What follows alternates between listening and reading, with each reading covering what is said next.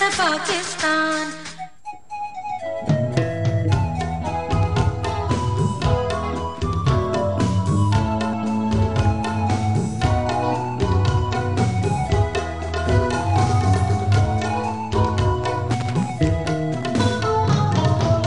किसने कहा है कि हम 14 अगस्त रोजे में नहीं मना सकते? हम बिल्कुल मना सकते हैं और हम बिल्कुल मना रहे हैं। लाइट्स वाइट्स सब लगे, हम हैं ना यहाँ पे, बिल्कुल हैं।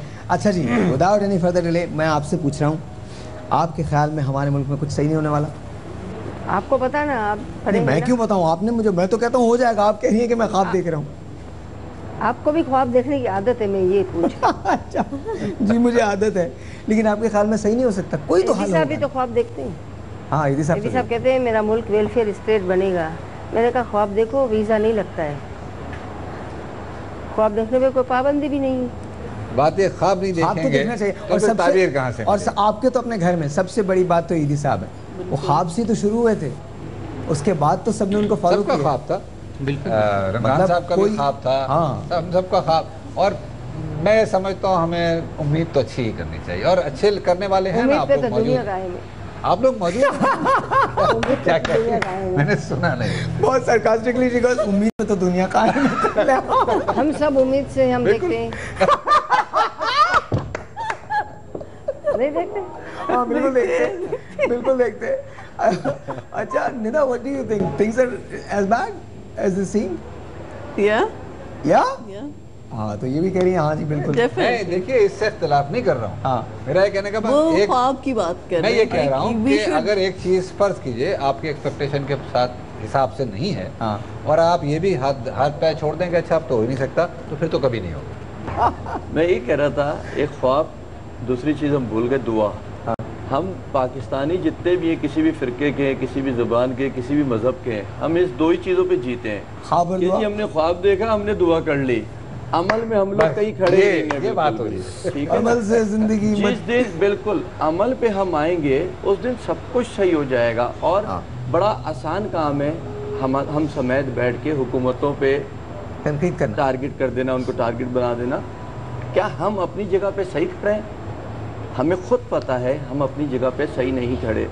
जब हम खुद नहीं सही खड़े हुए तो हम दूसरे को कैसे कहेंगे कि तुम सही नहीं खड़े? सुबह 14 अगस्त की सुबह लोगों ने टीवी खोला होगा इस उम्मीद पे कि मिली नगमे सुनेंगे, अच्छी अच्छी बातें सुनेंगे। नहीं, इसकी भी शायर भाई, इसकी भी एक बात बता दूं, बहुत ज़बरदस्त आपने ये काम किया कि आपने उन टूटे फूटे लोगों को बुलाया जो कुछ ना कुछ तो पाकिस्तान के लिए कर रहे हैं। अरे आप लोग कुछ ना कुछ तो कर रहे हैं, ठीक है ना? आपने उन्हें नहीं बुलाया जो फिर आते और बेचारे झूठ बोलने पे मजबूर होते लीडर हमारे, और आप उनको गुनाह की तरफ ले आते, झूठ बुलवाते और वो चले जाते। तो हम कुछ ना कुछ बोल के दिल जले जो है, चार पाँच हम लोग। सी बात बताऊं, मुझे बिल्किस साहब ने एक किस्सा सुनाया था। मैं पहली मरतबा मेरी इनसे मुलाकात हुई तो ये मेरे शो पे आके ऐसे सामने बैठी, तो मैंने इनसे पूछा, मैंने कहा आप और ईदी साहब फ़न के लिए क्या करते हैं? कि ना कुछ ना कुछ तो हम लोग भी कर ही लेते हैं, बस कुछ हो जाता है। मैंने कहा नहीं, कोई रिसेंट कोई वाक़या ऐसा है कि जो, तो मुझे कहने लगी कि एक बार, this is so funny but so real, और कितना प्योर बात है कि नहीं, एक बार हम लोग मैयत को लेकर सक्खर या लड़काना कहीं जा रहे थे,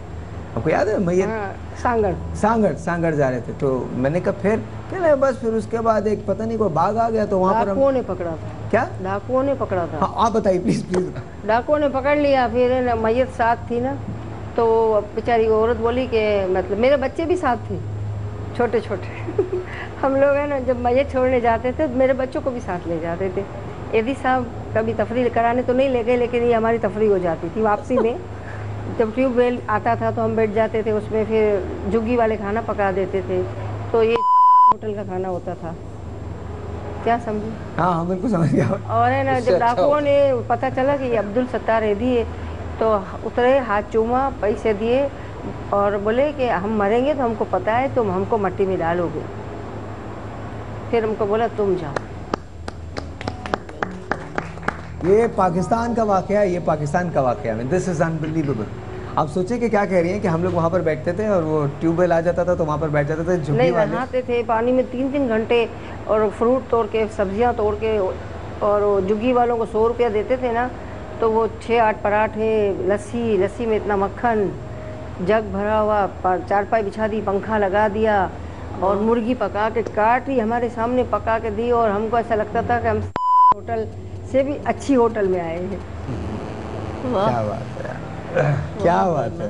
आप सोच के देखें कि हाँ सच बात है। और लस्सी पीने का और मक्खन खाने का तो मजा ही कुछ और। मैं बताऊं जो मासेस हैं वो ऐसी हैं शायर, आज भी वैसी नहीं यार, इतना शुक्र नहीं है। मैं आपको सच बताऊं, मैं आपको अगर आप मुझसे पूछे ना, मैं आपको सच बताता हूँ, ये शुक्र नहीं है। अभी जो बात उन्होंने की ना बिल्किस साहबा ने की, ये वो शुक्र है जो बयान नहीं हो सकता। ये वो शुक्र है, वो अकीदा है जो खुदा पे है कि कुछ भी मुझे मिल रहा है वो सही है, वो अच्छा है, वो बेहतर है।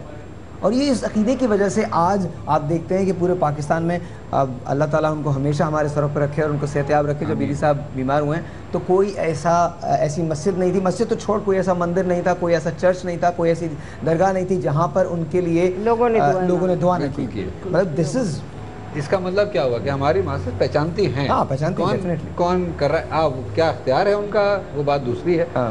एक मुझे, हाँ जी बताइए क्या करना है मुझे? ब्रेक लेना है मुझे। अच्छा जी, अगर आप कॉल करना चाहते हैं 0342-207-5142 यहाँ कॉल करने का नंबर है। And of course DKB space अपना मैसेज लिखिए, अपना नाम लिखिए and then send it to 436। Thank you very much. एक छोटा सा ब्रेक है, आपसे मिलते हैं ब्रेक के बाद।